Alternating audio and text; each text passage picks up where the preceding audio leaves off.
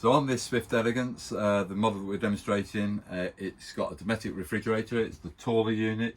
We can get in various models the under-counter variation, but in this particular model we're demonstrating right now, it's the larder version, which is slightly taller. We've already got it working, as you can probably establish. We've got mains electrics symbol illuminated, and also the thermostat's operating at number 3. But let's just turn it off, because this is a touch sensitive panel. So if I press and hold that, I'm not pressing very hard, perhaps I should. At the moment now it's off, so we're going to turn the refrigerator back on. So press and hold the on off button, and all the blue lights, and it eventually goes back to the last thing it was working from, which was mains electrics, as I say, halfway through the thermostat. So if I want to make some adjustments on this, and I would say I want to increase that temperature with the thermostat, there we go. I'm just pressing this little symbol down here, which then changes that up. So the higher up the gradient I go, the colder the refrigerator is going to get. I say that's more for summer use, that's for winter use.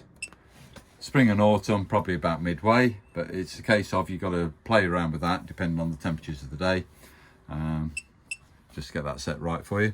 If you want to change the energy source that you're operating the refrigerator from, you're going to come to the top button, which is the one that says mode on it.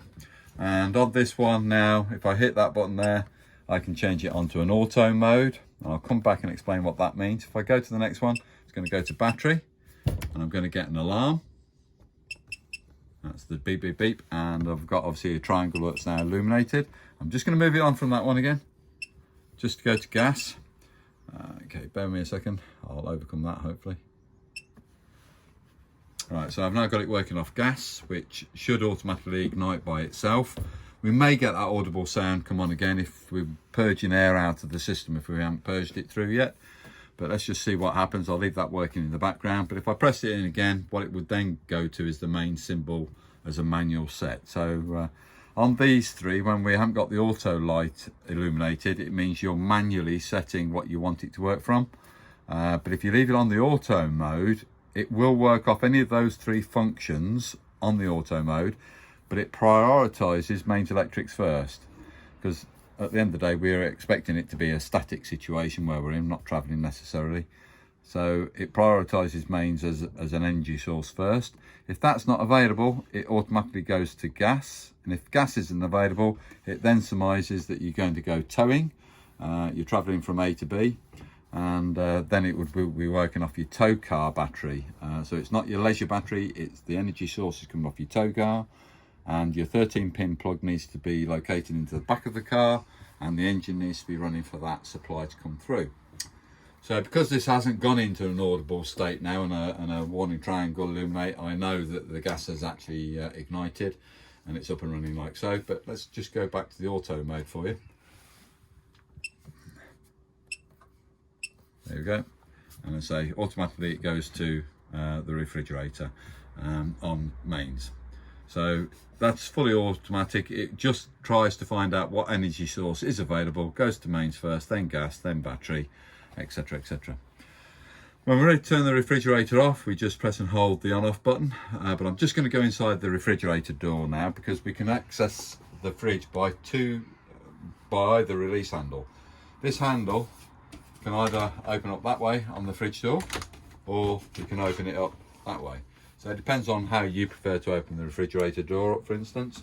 But it's got 2 ways it can open. And then the same also applies to the freezer box. You can open it that way, or you could open it on that side, depending on how you feel that you wish to open that freezer box door. Obviously we get illumination lights when the fridge door opens. And then the only other thing I need to point out, we've got 4 of these catches, which I'm just about to pull out carefully. Says he. Bear with me a second, because I've got it stuck right now. There she goes.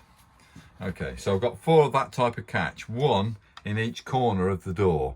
So I have got it over on this side as well, which you might be able to see. But I've also got it located at the bottom. There we go. And what it is a way of keeping that refrigerator door in an open position. So that allows for ventilation and stops any mildew from building up inside the refrigerator door if it was sealed. you're going to open it up one day and it's going to be rather smelly. So that just keeps it in an open position. Those catches just retract back, just turn them back through like so. They're hidden out the way. There's the catches operating. So that's for storage type scenario situation. When you want to turn it off, press and hold the button. Okay, so that's the off position as demonstrated there for you. Thank you very much for watching this video on that Dometic refrigerator.